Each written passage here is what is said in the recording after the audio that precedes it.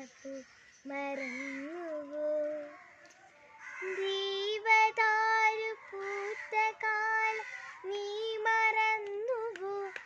അന്നു ദീവത മാച്ചു തന്നതു മറന്നുവോ? ദീവദൂതുമായി വന്നൊരെൻ്റെ സ്വപ്നമേ, ദീവലോകമിന്നെനിക്കു നഷ്ടസ്വർഗമോ? ദീവദൂതുമായി വന്നൊരെൻ്റെ സ്വപ്നമേ, ദീവലോകമിന്നെനിക്കു നഷ്ടസ്വർഗമോ?